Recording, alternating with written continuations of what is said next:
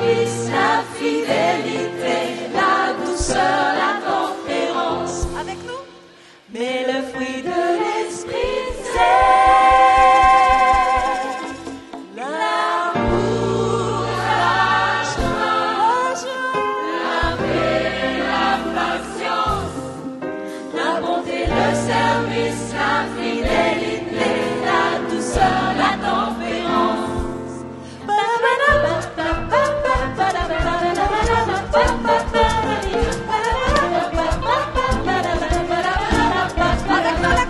Mais le fruit de l'esprit, c'est l'amour, la joie, la paix, la patience, la bonté, le service, la fidélité, la douceur, la tempérance.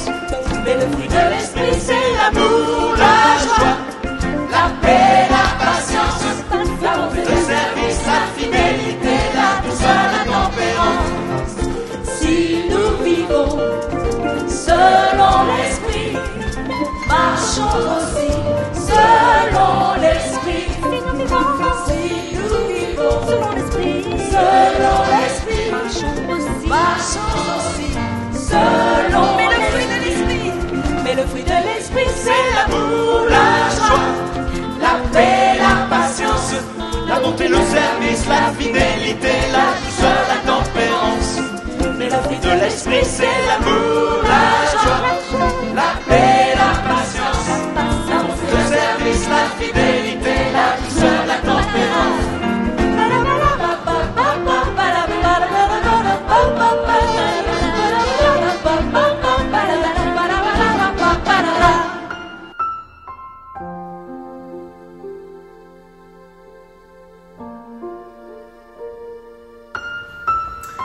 Chers frères et sœurs, chers amis, bonjour. J'aimerais ouvrir l'écriture avec vous dans la deuxième épître de Pierre, au chapitre 3 et au verset 15. L'apôtre, inspiré par le Saint-Esprit, va dire ceci: « Croyez que la patience de notre Seigneur est votre salut. » Jésus sauve, Jésus guérit, Jésus baptise du Saint-Esprit et Jésus revient.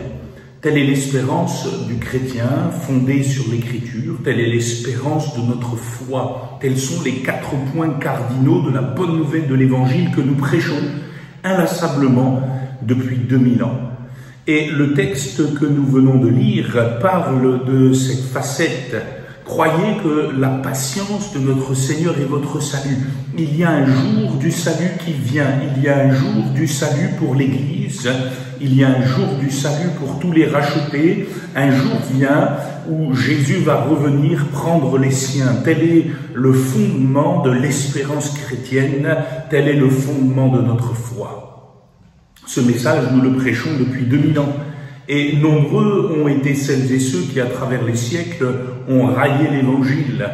L'apôtre Pierre, déjà de son temps, le disait dans ce même texte, au verset 4, il parlait de ceux qui se moquaient de l'Évangile en disant « Où est la promesse de son avènement ?» Pour beaucoup de gens incrédules, si Jésus a existé, si Jésus a marqué son temps, si Jésus a marqué sa génération, il est maintenant mort, enterré, il n'est pas vivant, il est simplement comme tous les autres.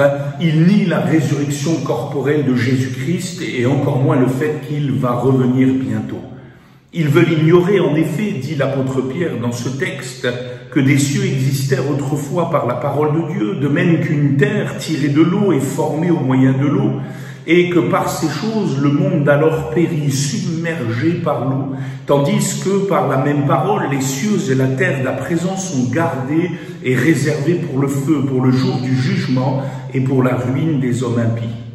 Il parle ici de ce fameux déluge. Il rappelle cette évidence de l'Écriture, mais pour beaucoup, ce déluge n'est qu'un conte de fées, excusez-moi l'expression, n'est qu'une histoire de plus dans la mythologie ancienne, n'est qu'une légende, c'est seulement un bon scénario pour un film catastrophe.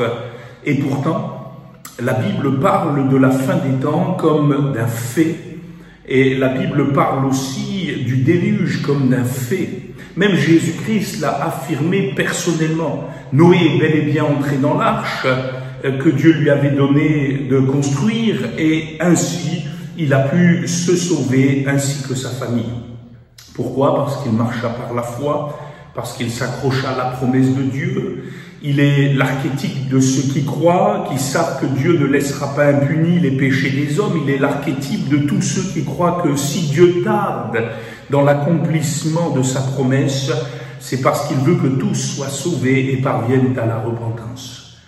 Il a attendu plus de 120 ans pour que ces choses se réalisent. Noé est donc l'archétype même de ceux qui croient, comme l'apôtre Pierre nous le dit, que la patience de Dieu est notre salut. Elle est la clé du salut.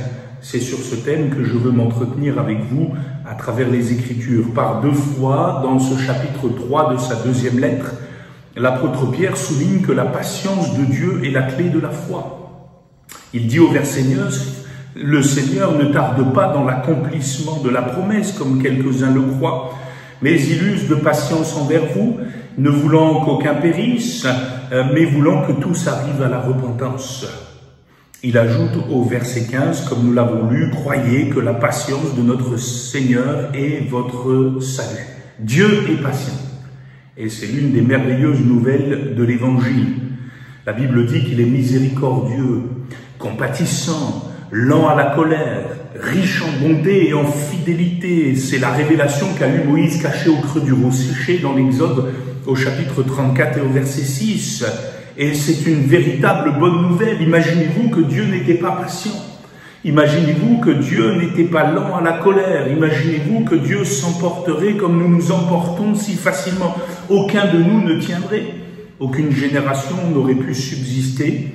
Cela ferait belle lurette que plus rien n'existerait ici-bas. Mais Dieu est patient et c'est la clé de notre salut. Alors, laissez-moi vous expliquer premièrement pourquoi la patience de Dieu est notre salut. L'apôtre Paul va en parler longuement dans son épître aux Romains. Il dira premièrement que la patience de Dieu révèle sa justice, et plus particulièrement sa justice exposée à la croix du Calvaire. Je lis ce texte pour vous, Romains chapitre 3, versets 25 et 26. C'est lui, en parlant de Jésus, que Dieu a destiné par son sang à être pour ceux qui croiraient victime propitiatoire, afin de montrer sa justice, parce qu'il avait laissé impunis les péchés commis auparavant, au temps de sa patience, afin, dis-je, de montrer sa justice dans le temps présent, de manière à être juste, tout en justifiant celui qui a la foi en Jésus-Christ. L'apôtre Paul dira deuxièmement que sa patience révèle sa puissance, et plus particulièrement sa puissance face à tous ceux qui s'opposent à lui. Romains chapitre 9, versets 22 et 23, dit ceci, « Et que dire si Dieu, voulant montrer sa colère et faire connaître sa puissance, a supporté avec une grande patience des vases de colère formés pour la perdition. Et s'il a voulu faire connaître la richesse de sa gloire envers des vases de miséricorde qu'il a d'avance préparés pour la gloire. » L'apôtre Paul dira troisièmement, et cela rejoint le texte que nous avons lu chez l'apôtre Pierre, que sa patience pousse à la repentance, et nous devrions y être plus sensibles. Toujours dans l'Épître aux Romains, au chapitre 2, versets 1 à 11, il est écrit ceci. « Ô homme, qui que tu sois, toi qui juges, tu es donc inexcusable, car en jugeant les autres, tu te condamnes toi-même, puisque toi qui juges, tu fais les mêmes choses. Nous savons en effet que le jugement de Dieu contre ceux qui commettent de telles choses est selon la vérité. Et penses-tu, ô homme qui juge ceux qui commettent de telles choses et qui les fait, que tu échapperas au jugement de Dieu ? Ou méprises-tu les richesses de sa bonté, de sa patience et de sa longanimité, ne reconnaissant pas que la bonté de Dieu te pousse à la repentance? Mais par ton endurcissement et par ton cœur impénitent, tu t'amasses un trésor de colère pour le jour de la colère et de la manifestation du juste jugement de Dieu, qui rendra à chacun selon ses œuvres, réservant la vie éternelle à ceux qui, par la persévérance à bien faire, cherchent l'honneur, la gloire et l'immortalité, mais l'irritation et la colère à tous ceux qui, par esprit de dispute, sont rebelles à la vérité et obéissent à l'injustice. Tribulation et angoisse sur toute âme d'homme qui fait le mal, sur le juif premièrement, puis sur le grec, gloire, honneur et paix pour quiconque fait le bien, pour le juif premièrement, puis pour le grec, car devant Dieu, il n'y a point d'acception de personne. Amen. Quatrièmement, et toujours dans cet épître aux Romains, l'apôtre Paul montre que la patience de Dieu communique l'espérance. Il dit ceci dans Romains 15, verset 4, « Or, tout ce qui a été écrit d'avance l'a été pour notre instruction, afin que par la patience et par la consolation que donnent les Écritures, nous possédions l'espérance. » Alors pourquoi la patience de Dieu est la clé de notre salut? Parce que nous réalisons que c'est elle qui a poussé Jésus à quitter son ciel de gloire pour s'incarner dans la peau d'un simple homme, mourir à notre place. Pendant des milliers d'années, dit l'apôtre Paul, Dieu a usé de patience et n'a pas jugé le péché. Il a même laissé le péché impuni pour montrer sa miséricorde et pointer vers la nécessité d'un sauveur. Dans sa patience, il a fait en sorte que les temps et les circonstances soient réunis pour que Christ naisse d'une femme sous la loi, qu'il soit fait péché pour nous. Et à la croix du calvaire, nous disent les Saintes Écritures, tous les péchés des hommes ont été placés sur lui et il a plu à l'Éternel de le briser à notre place. Toute la patience de Dieu, jusqu'à ce jour crucial de Golgotha, a contenu sa colère, son châtiment. Et la Bible nous révèle que ce jour-là, sur le mont du Calvaire, ce châtiment qui nous donne la paix est tombé sur Jésus et sur Jésus seul. Il n'a pas été le bouc émissaire comme certains le supposent. Il n'a pas pris pour les autres comme un enfant pourrait prendre pour la fratrie dans une explosion de colère d'un père charnel. Non, la Bible nous dit que c'est volontairement que Jésus s'est humilié. C'est volontairement qu'il a accepté de souffrir à notre place par amour. Et la patience de Dieu a donc programmé ce jour divin pour notre salut. Dieu, dans son infinie patience, a supporté les vases de colère que nous étions. Et au lieu de nous briser, il a plu à l'Éternel de briser son Fils pour nous. Voilà pourquoi la patience de Dieu est la clé de notre salut. Et si nous réalisons que la croix est l'expression suprême de la patience de Dieu à l'égard des hommes, alors il nous faut comprendre comment cette patience divine agit en nous pour notre salut. Et la clé réside encore dans un des passages de l'épître de Paul aux Romains que nous avons lu. Il dit, et je ressouligne au chapitre 2, versets 3 et 4, « Et penses-tu, ô homme, qui juge ceux qui commettent de telles choses et qui les fait que tu échapperas au jugement de Dieu? Ou méprises-tu les richesses de sa bonté, de sa patience et de sa longanimité, ne reconnaissant pas que la bonté de Dieu te pousse à la repentance? » Comment la patience de Dieu agit-elle pour notre salut? Elle agit comme une poussée divine.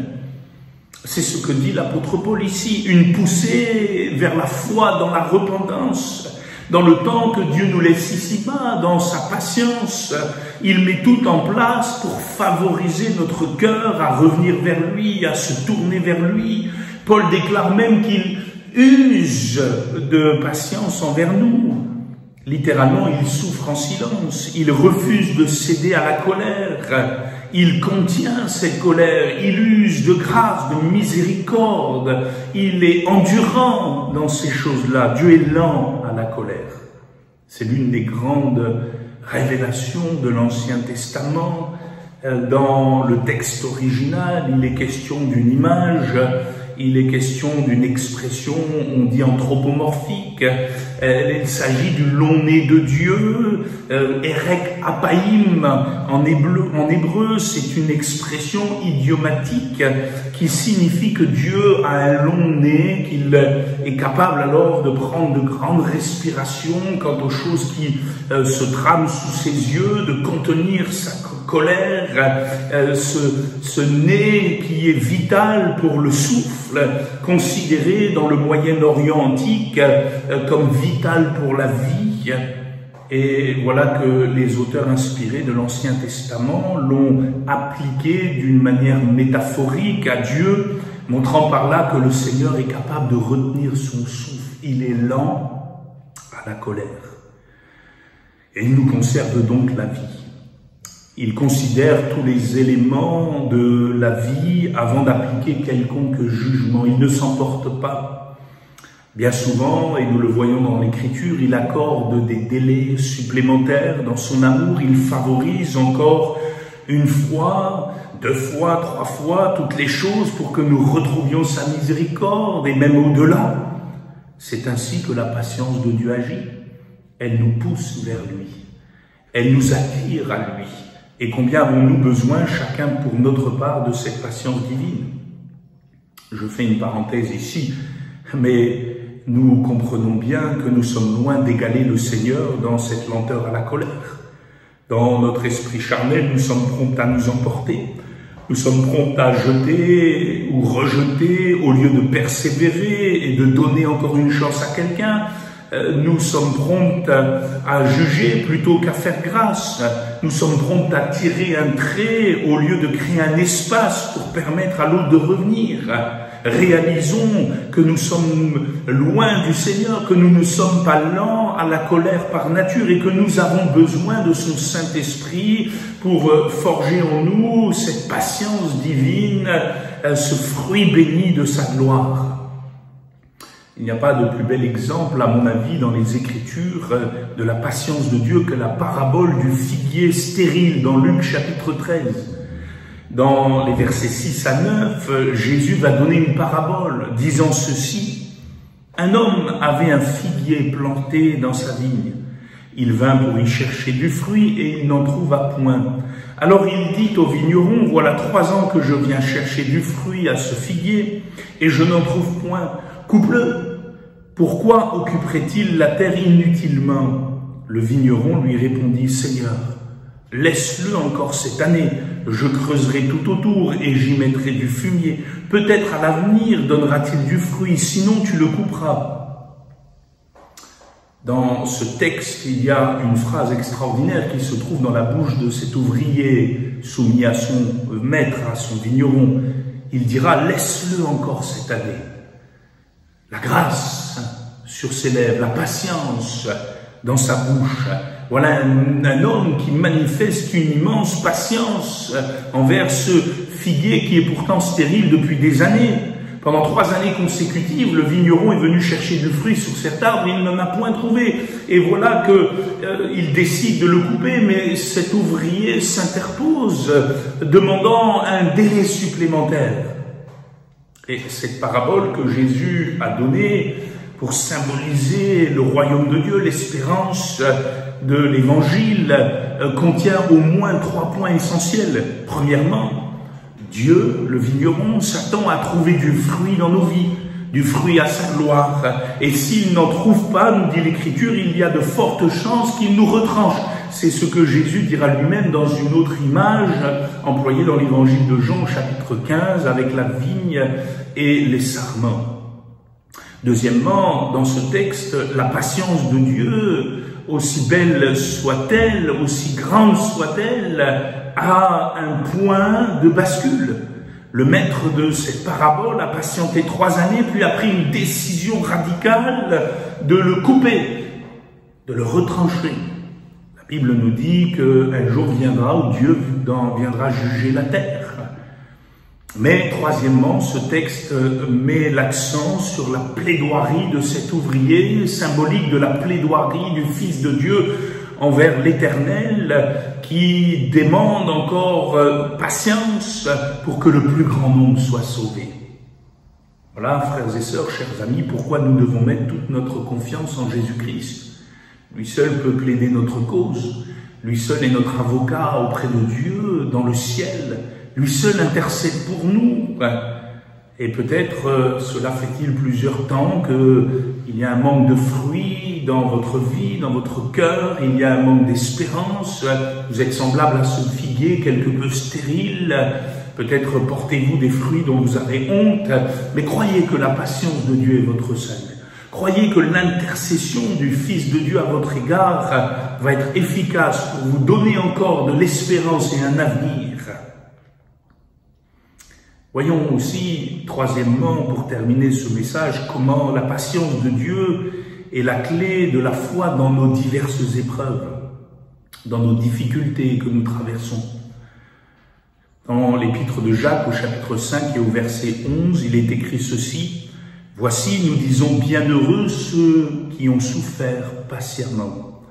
Vous avez entendu parler de la patience de Job, et vous avez vu la fin que le Seigneur lui accorda, car le Seigneur est plein de miséricorde et de compassion. » La patience de Dieu est la clé de notre salut, nous l'avons vu, mais elle est aussi la clé de la foi dans l'épreuve. Elle est aussi la clé de la foi dans les difficultés, dans les vallées terribles que nous pouvons traverser ici-bas. La Bible nous parle ici de Job qui a souffert patiemment. Il a enduré l'épreuve et cela a été la clé de son succès dans la foi.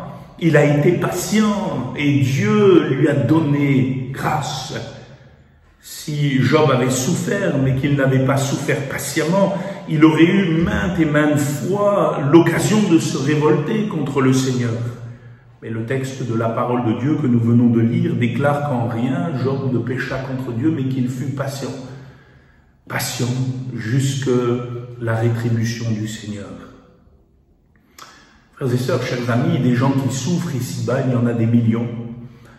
Je pense même que nous souffrirons tous tôt ou tard d'une manière ou d'une autre, que ce soit à cause du deuil, de la maladie, de la perte d'un emploi, d'une catastrophe, d'un accident. Nous vivons sur une terre déchue, nous vivons sur une terre où il y a de la souffrance. Les causes sont multiples, le temps nous manquerait de les voir ensemble, mais la souffrance fait partie intégrante de cette vie chaotique à cause du péché qui est entré dans le monde et de ses conséquences. Et je note dans l'Écriture que le croyant n'est pas épargné par la souffrance. Parfois même, le croyant souffre plus que l'incroyant, puisque la Bible révèle que l'incroyant reçoit ici-bas sa récompense, tandis que le croyant a l'espérance de la recevoir là-haut. En épargnant quelques souffrances à l'incroyant, Dieu manifeste aussi sa bonté envers lui. Et c'est pour cela que toute bouche sera fermée au jour du jugement devant l'Éternel. Quoi qu'il en soit, si nous souffrons, mais que nous n'ajoutons pas la patience de Dieu à nos souffrances, nous allons finir dans l'amertume et le ressentiment. Le danger sera même grand de perdre la foi, de retourner en arrière. Et c'est pourquoi l'apôtre Jacques, dans ce texte, nous pousse à comprendre que la patience de Dieu est aussi la clé de la bénédiction dans nos épreuves.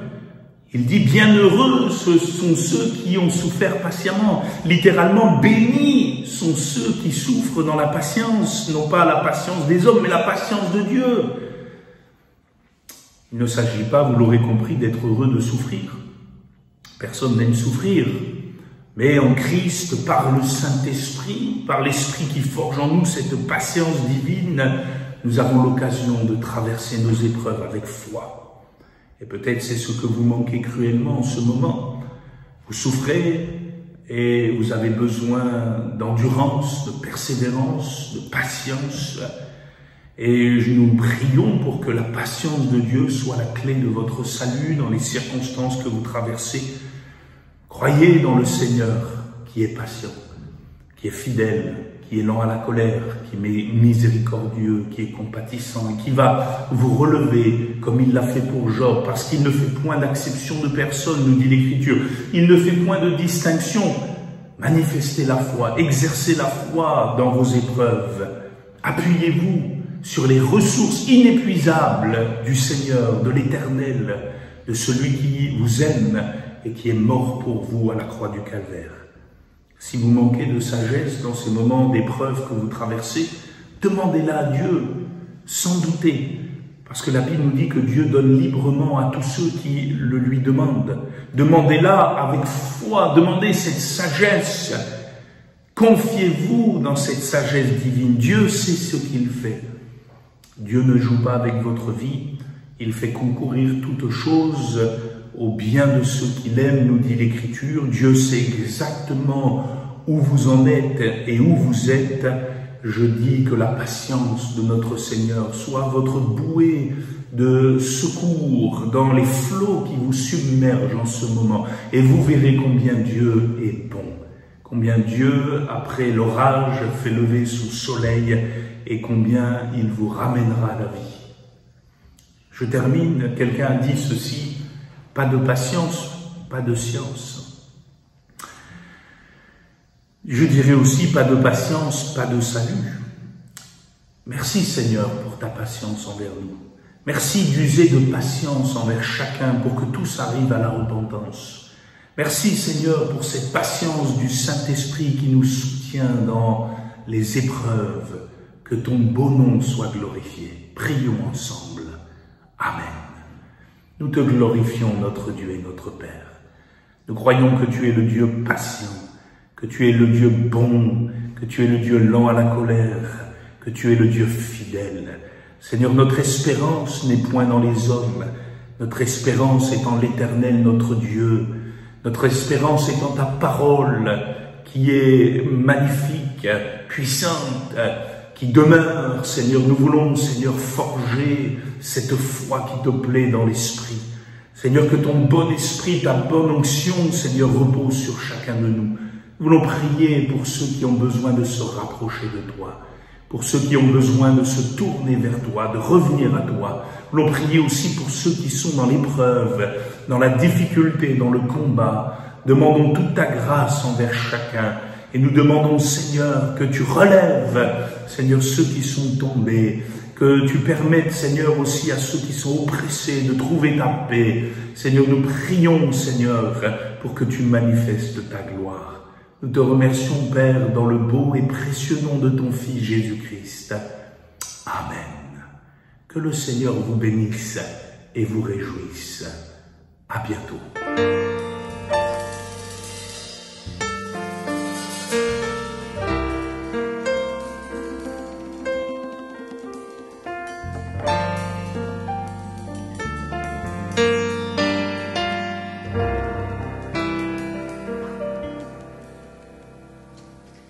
Fatigué, chargé, en toi la paix, le repos. Desséché, assoiffé, l'eau fraîche qui me désaltère. Toi mon Père, Dieu d'amour, tu pourvois à tous mes besoins, Dieu d'amour, tu consoles tous mes chagrins, Dieu réel, tu écoutes mes prières, Dieu vivant, en toi seul j'espère, Dieu d'amour, tu pourvois à tous mes besoins, Dieu d'amour, tu consoles tous mes chagrins, Dieu réel, tu écoutes mes prières, Dieu vivant, en toi seul j'espère. Obscurci dans le noir, tu me redonnes de l'espoir. Terni par le doute, tu reflètes ta lumière. Toi mon Père, oh, Dieu d'amour, tu pourvois tous mes besoins, Dieu d'amour, tu consoles tous mes chagrins, Dieu réel, tu écoutes mes prières, Dieu vivant, en toi seul j'espère, Dieu d'amour, tu pourvois à tous mes besoins, Dieu d'amour, tu consoles tous mes chagrins, Dieu réel, tu écoutes mes prières, Dieu vivant, en toi seul j'espère. Oh,